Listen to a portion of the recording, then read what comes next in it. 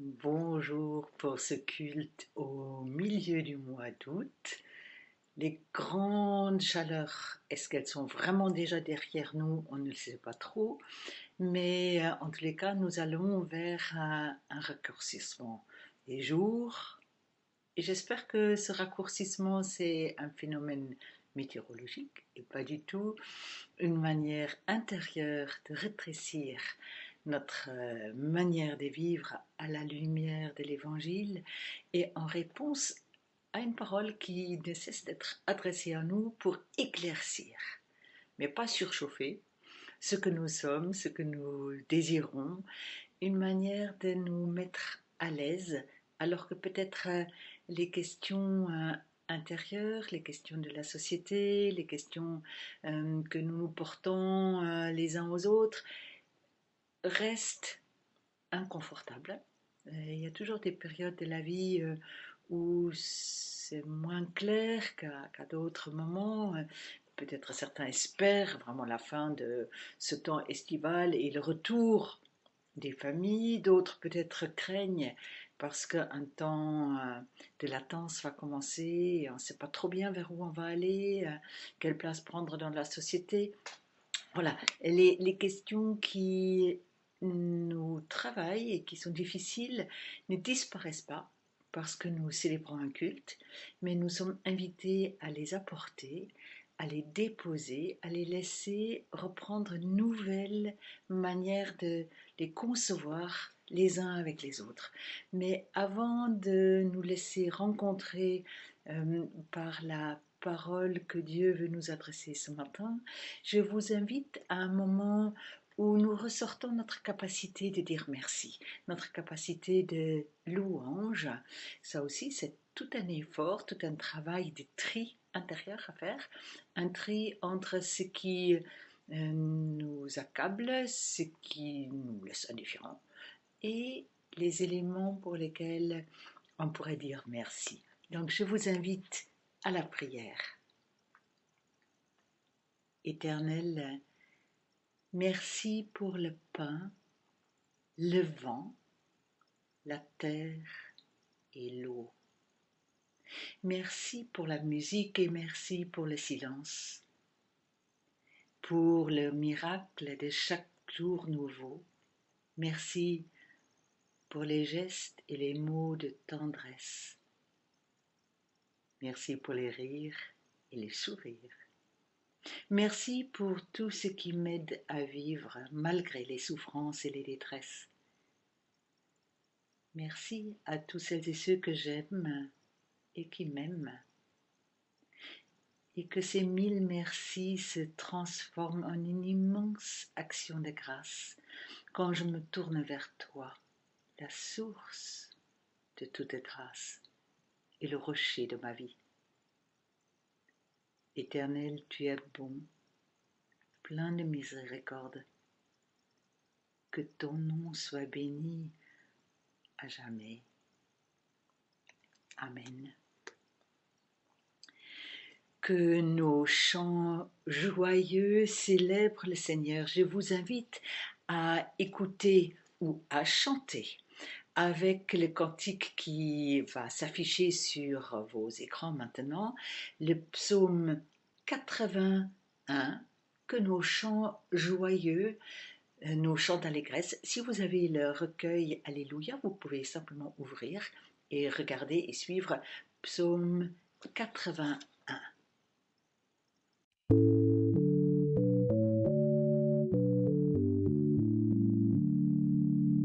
Que nos chants joyeux, nos cris d'allégresse jaillissent vers Dieu le puissant Seigneur, qui met sa vigueur dans notre faiblesse.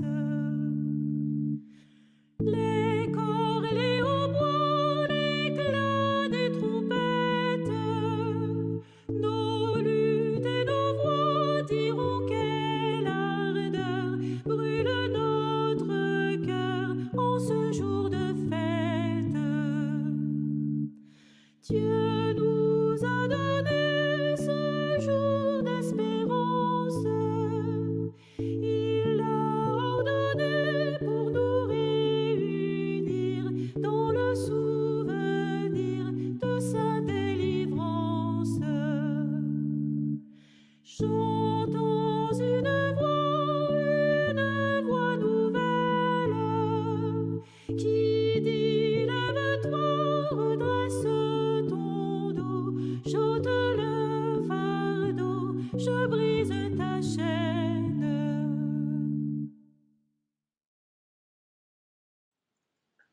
Nous venons de chanter J'entends une voix nouvelle qui dit redresse-toi.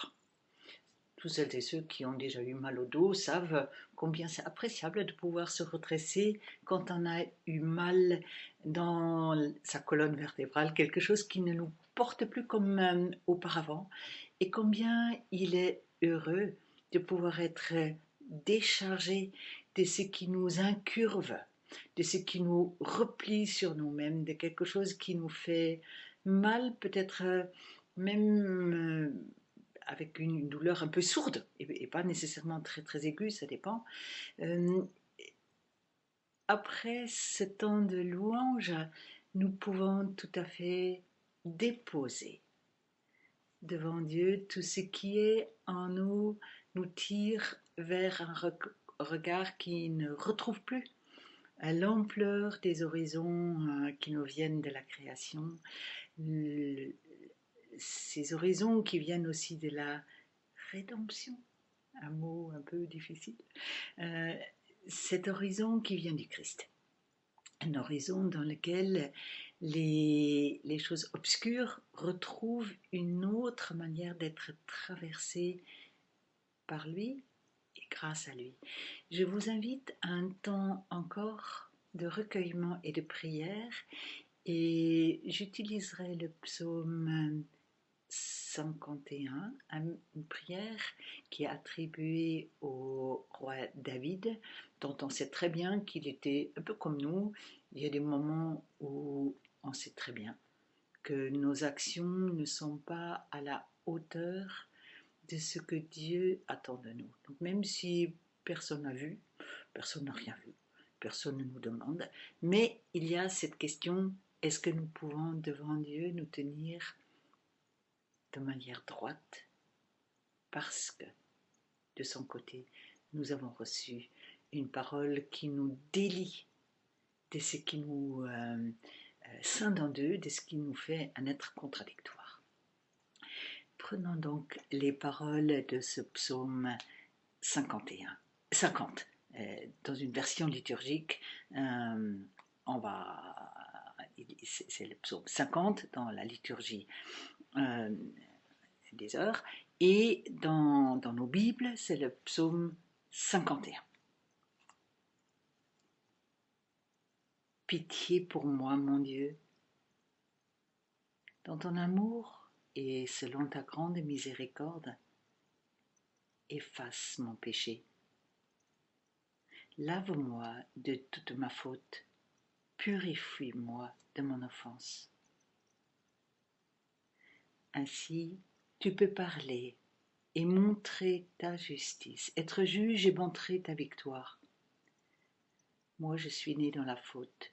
J'étais pécheur dès le sein de ma mère. Mais tu veux au fond de moi la vérité. Dans le secret, tu m'apprends la sagesse. Purifie-moi avec les eaux et je serai pur. Lave-moi et je serai blanc plus que la neige. Fais que j'entende les chants et la fête. Ils danseront alors les eaux que tu broyais. Détourne ta face de mes fautes. Enlève tous mes péchés. Crée en moi un cœur pur. Renouvelle et raffermis au fond de moi mon esprit. Ne me chasse pas loin de ta face. Ne me reprends pas ton Esprit Saint. Mais rends-moi la joie d'être sauvé. Que l'Esprit généreux me soutienne. Si j'offre un sacrifice, tu n'en veux pas. Tu n'acceptes pas d'holocauste. Le sacrifice qui plaît à Dieu, c'est un esprit brisé. Tu ne repousses pas, ô mon Dieu, un cœur brisé et broyé.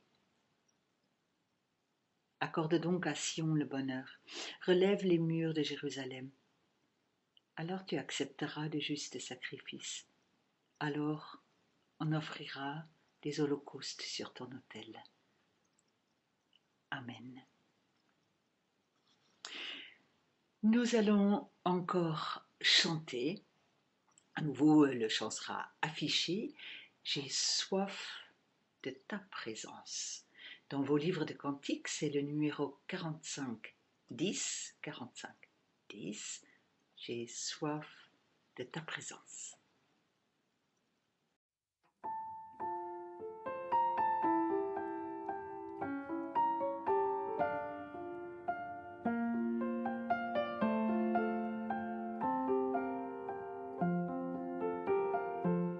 J'ai soif de ta présence, divin chef de ma foi, dans ma faiblesse immense, que ferais-je sans toi? Chaque jour, à chaque heure, oh j'ai besoin de toi. Viens Jésus et demeure auprès de moi. Chaque jour, à chaque heure, oh j'ai besoin de toi. Viens Jésus et demeure auprès de moi. Pendant les jours d'orage, d'obscurité, de froid, quand faiblit mon courage, que ferais-je sans toi? Chaque jour, à chaque heure, oh j'ai besoin de toi. Viens Jésus et demeure auprès de moi. Chaque jour, à chaque heure, oh j'ai besoin de toi. Viens Jésus et demeure auprès de moi. Oh Jésus, ta présence, c'est la vie et la paix dans la souffrance et la vie à jamais. Chaque jour, à chaque heure, oh j'ai besoin de toi. Viens Jésus et demeure auprès de moi. Chaque jour, à chaque heure, oh j'ai besoin de toi. Viens Jésus et demeure auprès de moi.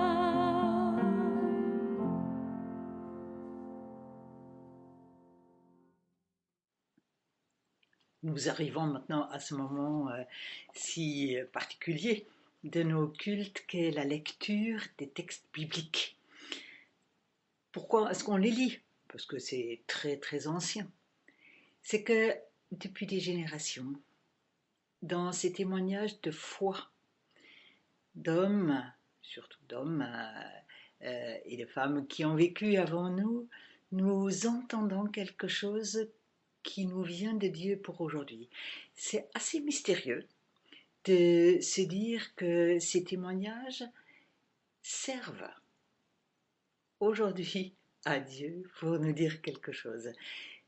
Si nous faisons des efforts juste intellectuels, on fait une étude littéraire, une étude biblique au sens d'acquisition des savoirs, mais pour qu'une parole biblique puisse devenir une parole vivante pour nous aujourd'hui, il faut que Dieu lui-même nous donne son esprit, nous donne cette capacité d'entendre en nous quelque chose qu'il veut rafraîchir, quelque chose qu'il veut stimuler, quelque chose à reprendre dans notre propre manière de vivre.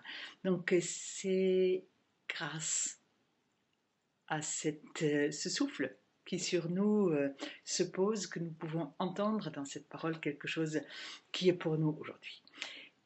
Ce qui sera un peu différente cette fois-ci que lors d'un culte habituel, c'est que je lirai la première lecture tirée du prophète Ésaïe au chapitre 56, les versets 1 à 7, puis je ferai un petit commentaire et nous chanterons encore avant la lecture des deux autres textes bibliques. En effet, aujourd'hui, il y a une telle richesse, de telles nuances dans tout, que vous aurez deux prédications. Mais rassurez-vous, même si vous êtes bien assis, ça ne sera pas plus long que d'habitude dans l'ensemble, mais deux petits commentaires un peu distanciés l'un l'autre pour tenir compte de ces textes et ne pas trop tirer sur une interprétation à distance quand on n'a plus le texte dans, dans la mémoire. Voilà, donc je lis au chapitre 56 du prophète Isaïe, les versets 1 à 7. C'est une parole que le prophète entend dans la bouche de Dieu. Ainsi parle le Seigneur. Gardez le droit, pratiquez la justice. Car mon salut est sur le point d'arriver et ma justice de se dévoiler. Heureux l'homme qui fait cela, le fils d'Adam qui s'y tient, gardant le sabbat sans le déshonorer, gardant sa main de faire aucun mal.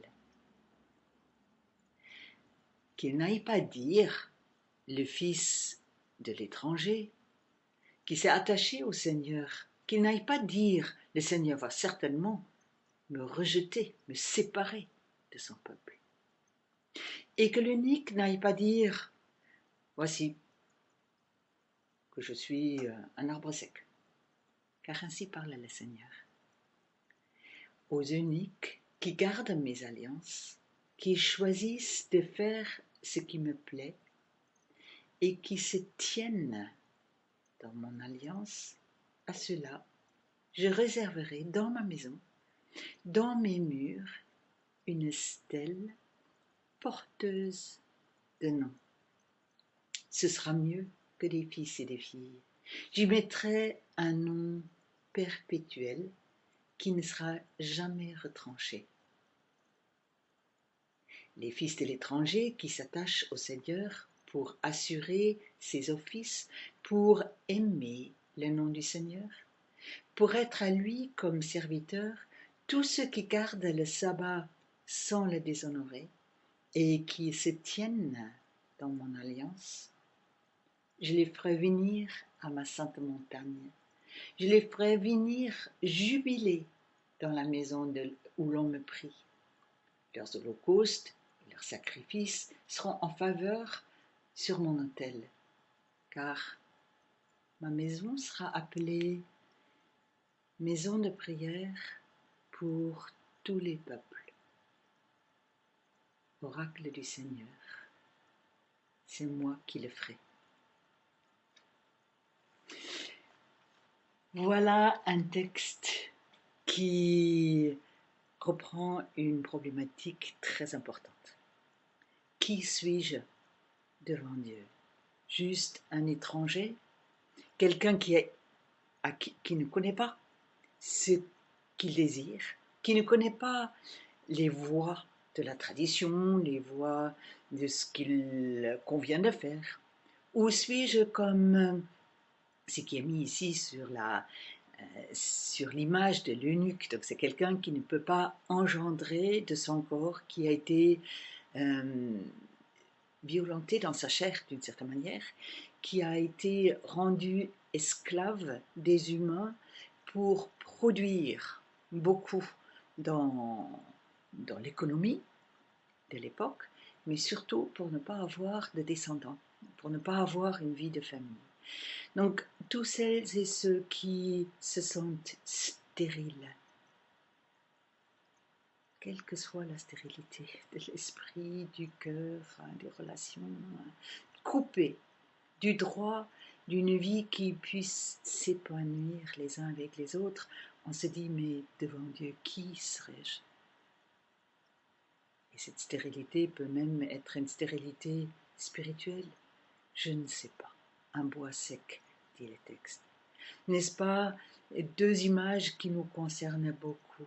On se considère comme sec devant Dieu, sans descendance, sans possibilité de rendre quoi que ce soit de la vie pour une fécondité où les choses sont tellement étranges.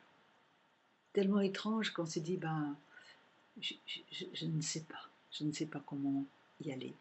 Et Ésaïe, qui connaît bien ces deux catégories sociales, hein, donc des étrangers qui sont là pour travailler pour les autres, et les eunuques qui sont rendus dans leur chair, dans leur situation sociale et personnelle, inapte à la transmission de la vie.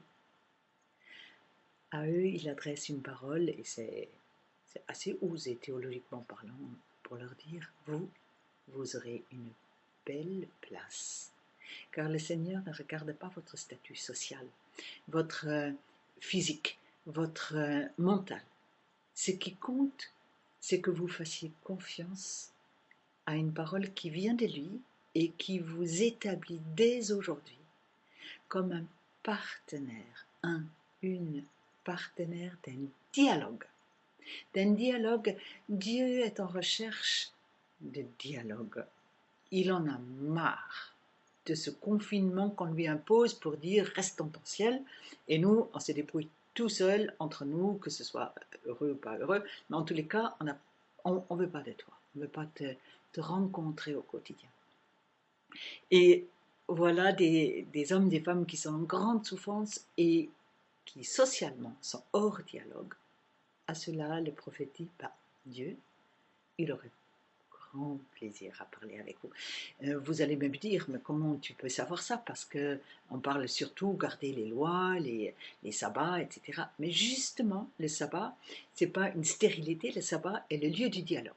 Donc, allez-y pour un dialogue avec Dieu, et vous pouvez tout à fait commencer par lui dire ce dont vous souffrez, de ne pas avoir accès à telle ou telle réalité, et restez là pour savoir comment Dieu, avec vous, en Christ, va prendre en charge ce chemin qui est encore devant vous et qui n'est pas un long chemin de sécheresse, mais qui est un chemin de promesse et de rafraîchissement dès aujourd'hui.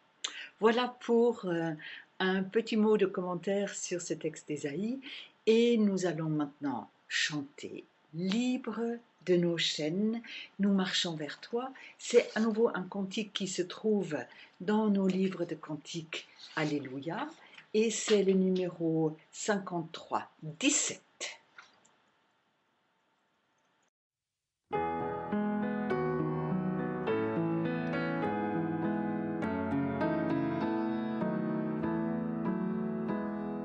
Libre de nos chaînes, nous marchons vers toi. Ta main souveraine affermit nos pas.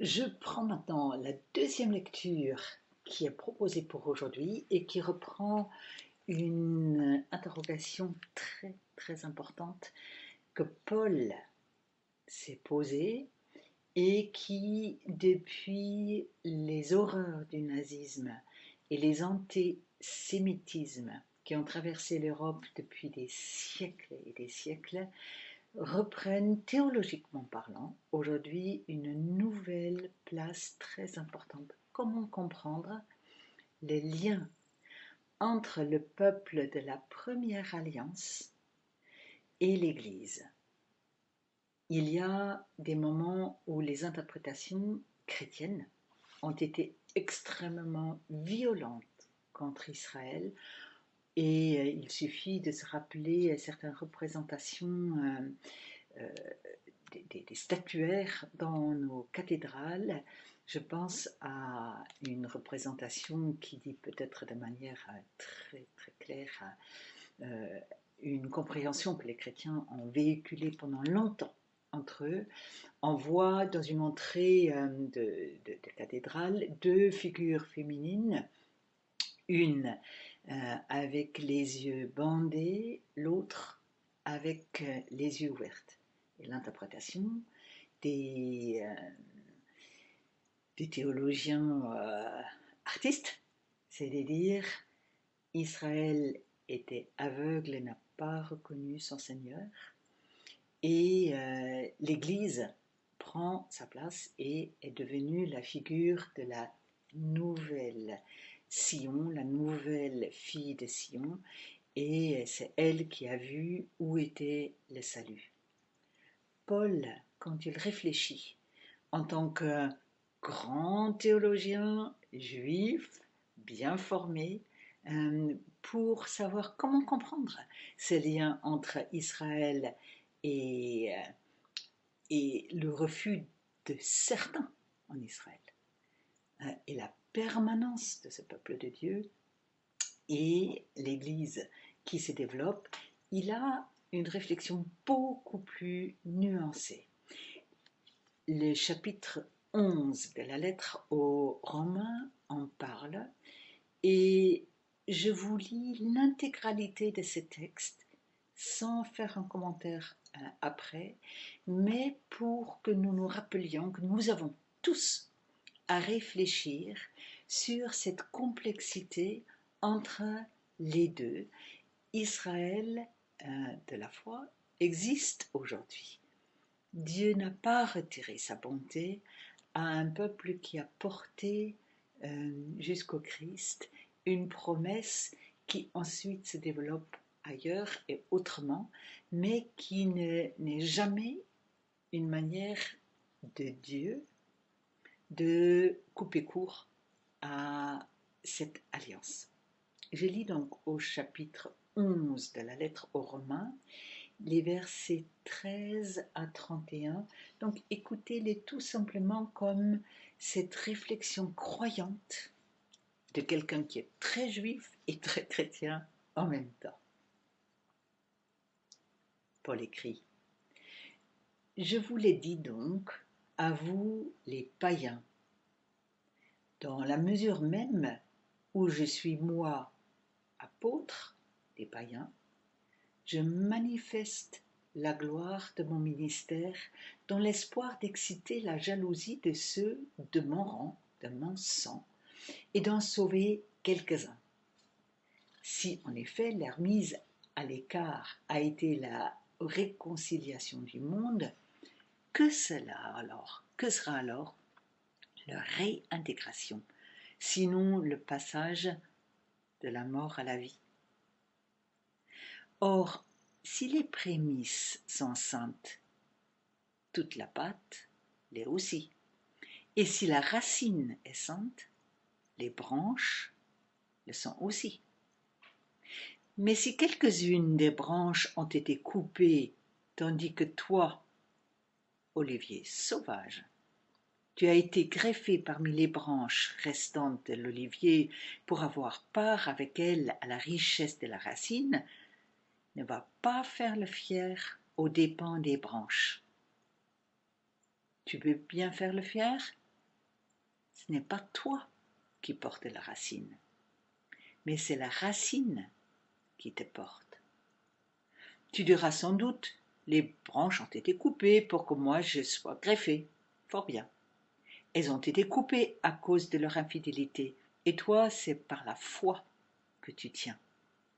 Ne t'enorgueillis pas, crains plutôt. Car si Dieu n'a pas épargné les branches naturelles, il ne t'épargnera pas non plus. Considère donc la bonté et la sévérité de Dieu. Sévérité envers ceux qui sont tombés, bonté envers toi, pourvu que tu demeures en cette bonté, autrement tu seras retranché toi aussi.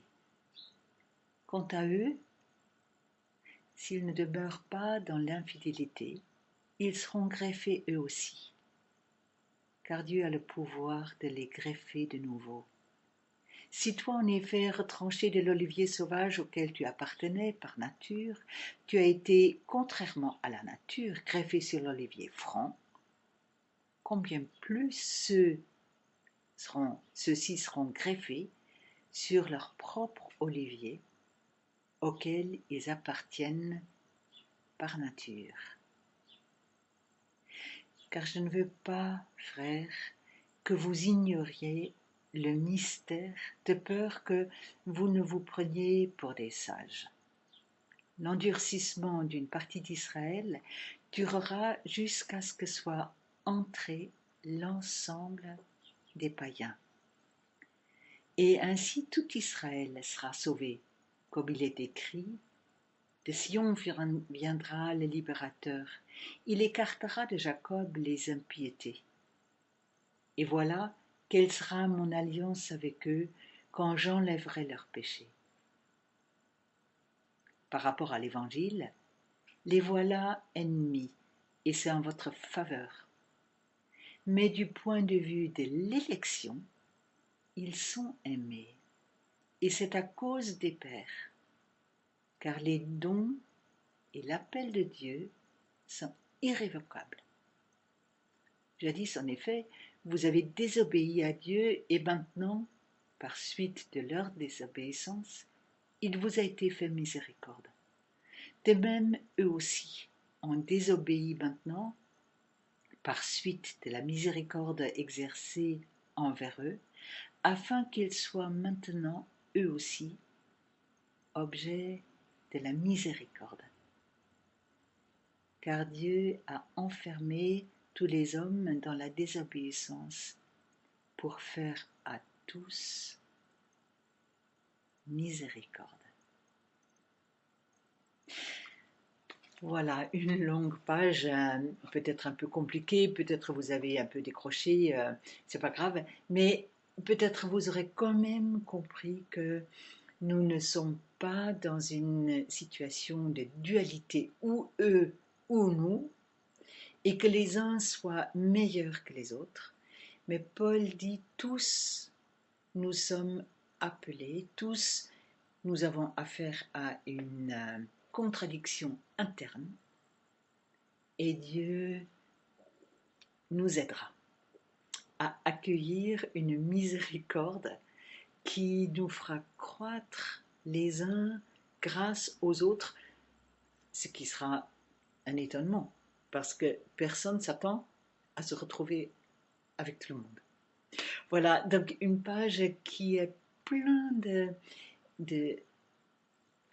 d'éléments de réflexion pour nous aujourd'hui, à la fois dans la manière de nous rendre humbles dans notre situation historique où notre élection chrétienne, notre bénédiction, notre baptême reste à comprendre comme une suite de la longue fidélité d'une première alliance dans laquelle nous n'étions pas pris sous cette forme-là. Ça fait partie de l'histoire de Dieu avec notre monde, parce que ce n'est pas pour dire, à nouveau, que les uns soient meilleurs que les autres, mais Dieu choisit de s'insérer dans notre monde pour rayonner à travers quelques-uns, toujours pour le monde entier.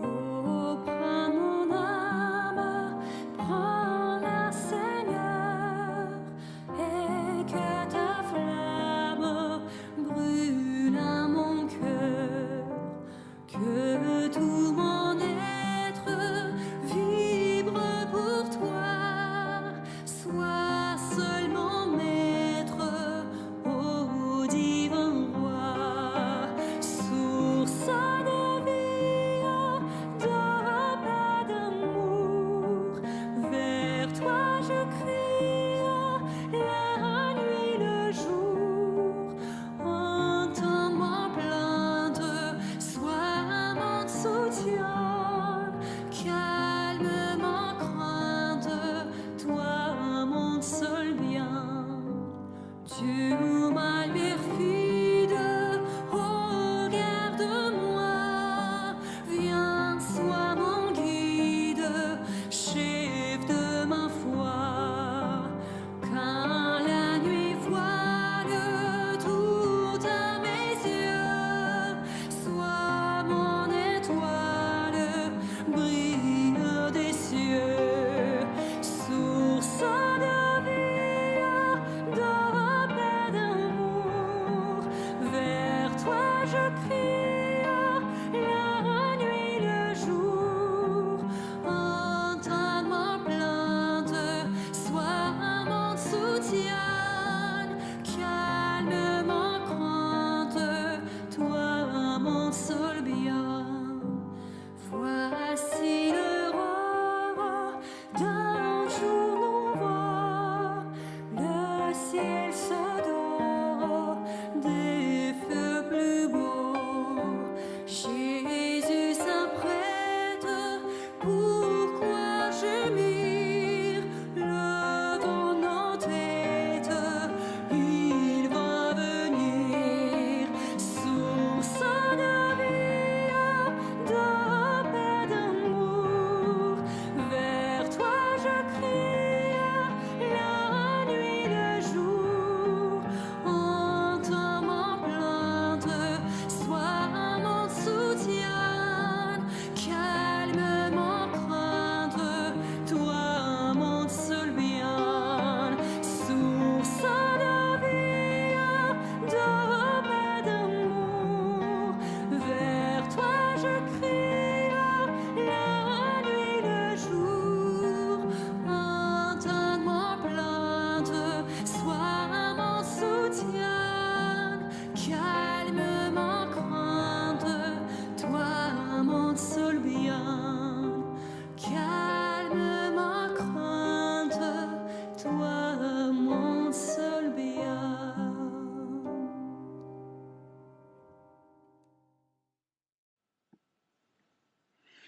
Il nous reste une dernière lecture à faire. Peut-être vous êtes déjà un peu fatigué parce que ça fait déjà 2 grands morceaux. Je vais la lire et juste quelques phrases de commentaires et nous allons encore chanter.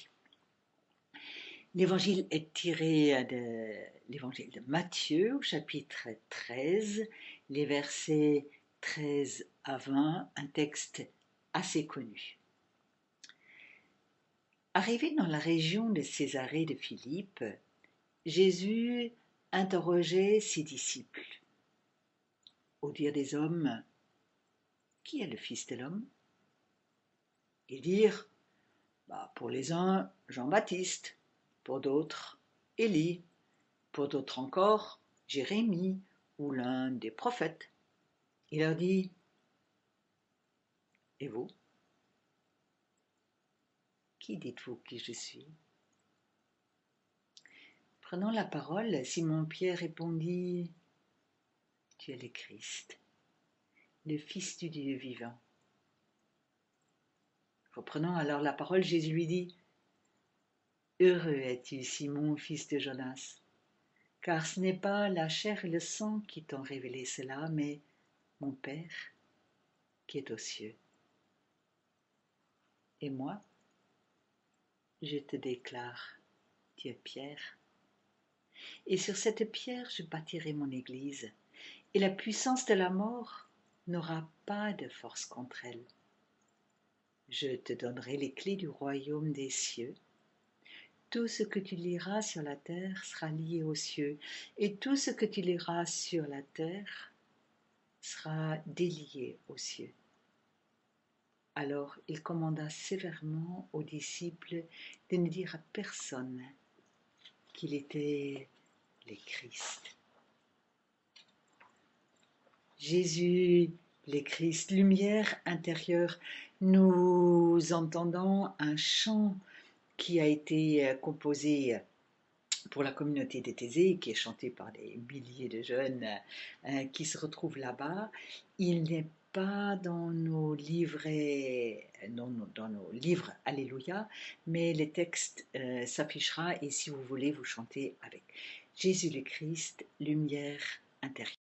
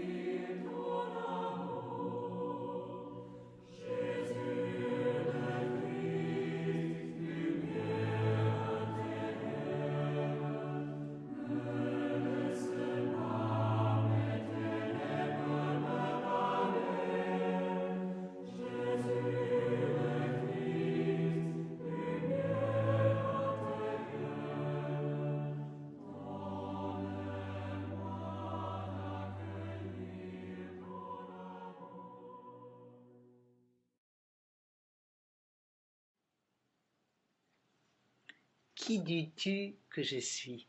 Cette question reste pertinente à travers les siècles.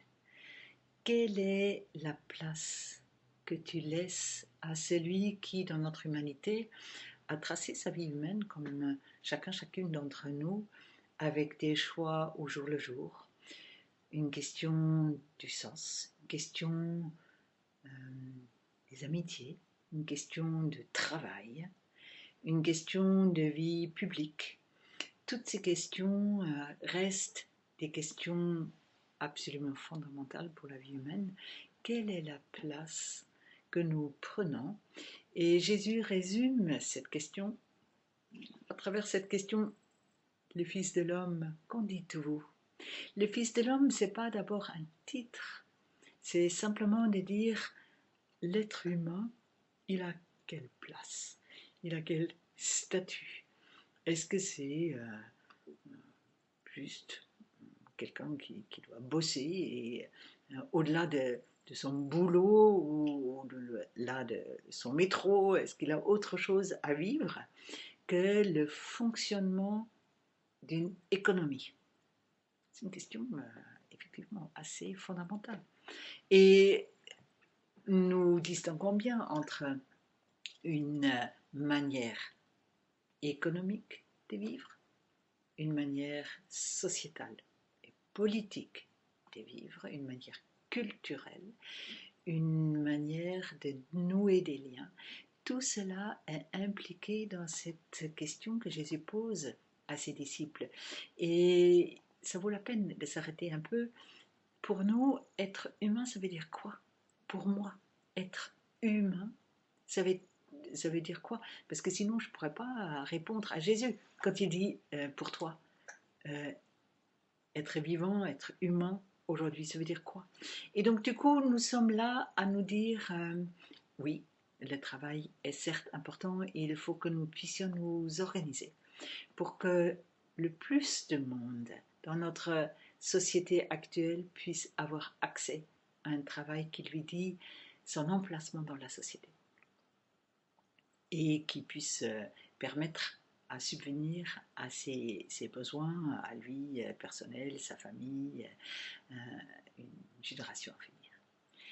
Donc il y a un homo economicus, donc un être humain dans la réalité économique, mais il y a aussi un être humain dans la réalité politique. Il n'y a pas si longtemps, nous avons voté les uns les autres dans nos municipalités. Il y aura à nouveau en 2 ans la question d'une gouvernance nationale, il y a la question européenne, politique, mondiale. Tout cela fait partie de cet être humain que nous sommes, de pouvoir se donner des structures. Je pense aux fourmis. Vous savez probablement qu'ils sont les plus intelligents dans leur manière d'être reliés en organisation sociétale entre elles. On ne sait pas tout encore, mais c'est très très très impressionnant comment chacune fait partie d'une totalité dans laquelle il y a à travailler, à s'organiser. Sauf que il n'y a pas une volonté délibérée de chaque fourmi pour dire comment faire. Or, nous, oui, nous pouvons dire, chacun, chacune, comment nous désirons faire. Vous allez me dire, oui, mais il y a les totalitarismes.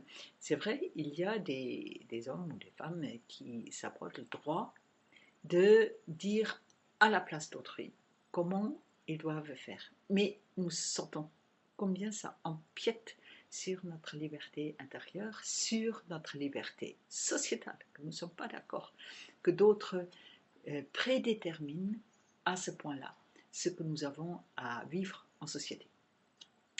Il y a la question de nos familles, il y a la question de la culture, il y a la question de notre fonctionnement quant au sens. Et c'est là où nous sommes chaque fois avec une question que nous entendons bien et à laquelle nous ne savons pas toujours bien répondre. Que disent, que dire de celui qui, au milieu de nous, ouvre à frais nouveaux la question de Dieu? C'est ça, Jésus. Donc, quand certains de ses disciples disent « Mais tu es comme Jean-Baptiste, tu prépares la venue de Dieu parmi nous. Ou tu es comme Jérémie, tu dis eh oh, les politiques, vous n'êtes pas tout, nous aussi on a quelque chose à dire et Dieu a quelque chose à nous dire, donc ne vous prenez pas pour le tout. » Ou d'autres prophètes qui ont dit les questions sociales, vous trichez trop. Chaque voix ouvre l'horizon à la réalité de Dieu. Et Jésus est comme la porte de l'horizon qui relie de manière permanente ciel et terre, pour que nous puissions ne pas nous laisser dérouter dans notre recherche de ces dimensions immanentes à l'histoire de notre planète,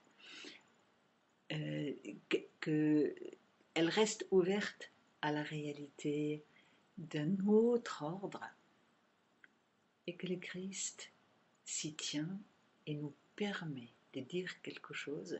L'humain n'est pas étranger à Dieu. Quand Pierre dit « Pour moi, tu es celui qui relie de manière définitive l'humain et le divin, il y a là de l'inédit. Est-ce que nous nous laissons interroger par cet inédit et de répondre à notre tour? Que chacune de nous parte aujourd'hui, parte dans cette semaine avec cette belle interrogation. Que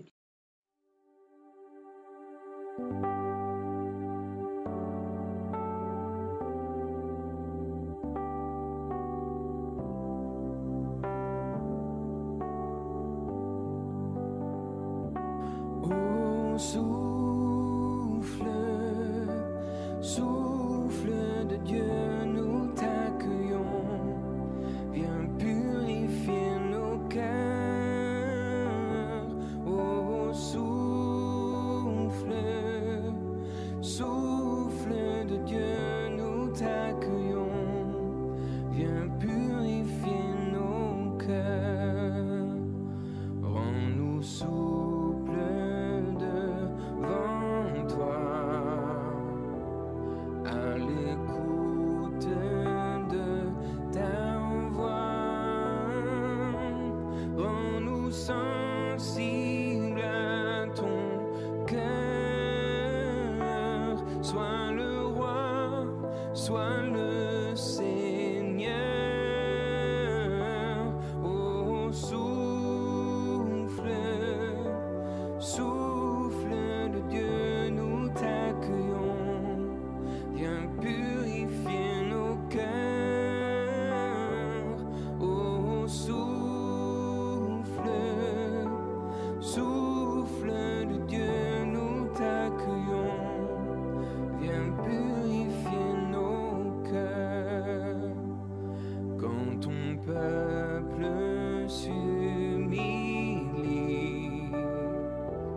renouvelle en lui ta vie.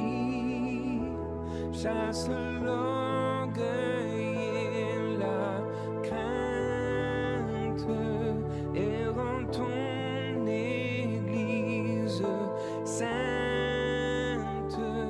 Oh, souffle, souffle de Dieu, nous t'accueillons.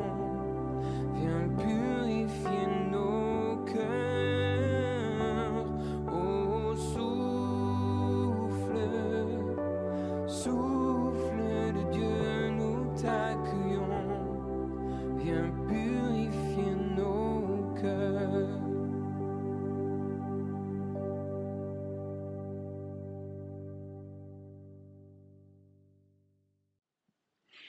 Nous arrivons vraiment à la fin de notre culte de ce matin.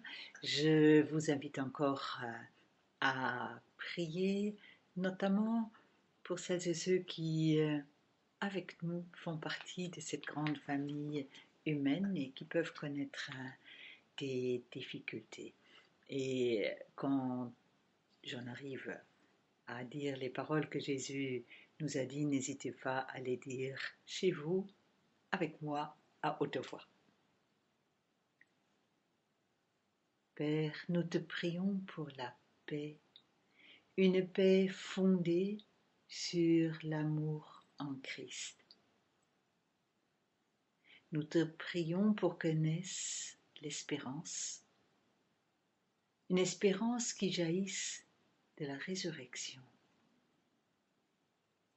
Nous te prions pour recevoir le courage de demeurer fidèle jusqu'au bout, le courage de demeurer ferme quand le mal paraît triompher et que les combats pour la vérité semblent perdus, le courage de rebâtir quand tout s'écroule autour de nous.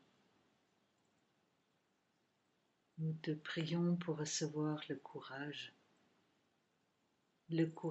d'appartenir à un peuple pèlerin, en route vers l'inconnu, assuré que le chemin n'est pas caché pour toi, le courage d'être du corps du Christ, de sorte que celles et ceux qui souffrent connaissent par nous la tendresse du Seigneur, ses questions.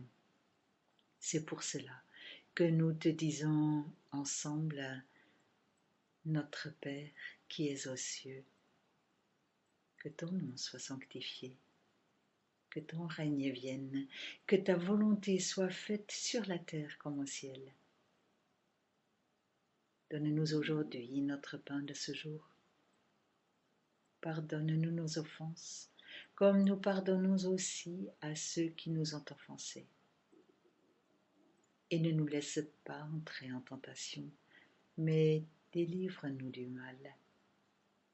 Car c'est à toi qu'appartiennent le règne, la puissance et la gloire pour les siècles des siècles.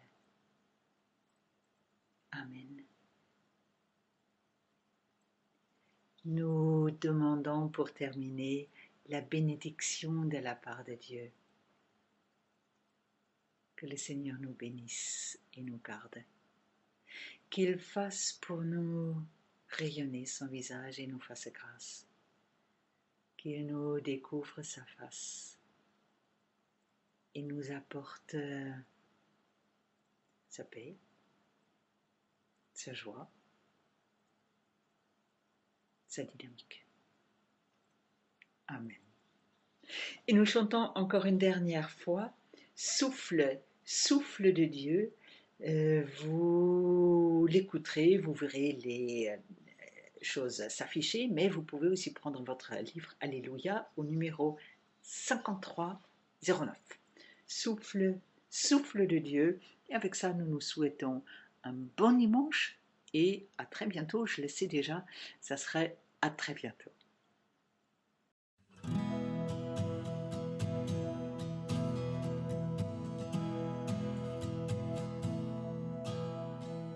Viens, Saint-Esprit, viens par ton vent, remplir le temple que je suis. Oh, viens, Saint-Esprit, souffle puissant, brise d'amour, courant de vie. Souffle sur moi, souffle sur moi, souffle, souffle sur moi, souffle sur moi, souffle, souffle sur moi, souffle vent de Dieu. Viens, Saint-Esprit, viens par ta pluie, mouiller la terre que je suis. Oh, viens, Saint-Esprit, flot impétueux, source d'amour, fleuve de vie, coule sur moi, coule sur moi, coule, coule sur moi, coule sur moi, coule, coule sur moi, coule pluie de Dieu. Viens, Saint-Esprit, viens par ton feu, brûler l'offrande que je suis. Oh, viens, Saint-Esprit, feu dévorant, brasier d'amour, flamme de vie. Embrase-moi, embrase-moi, brûle.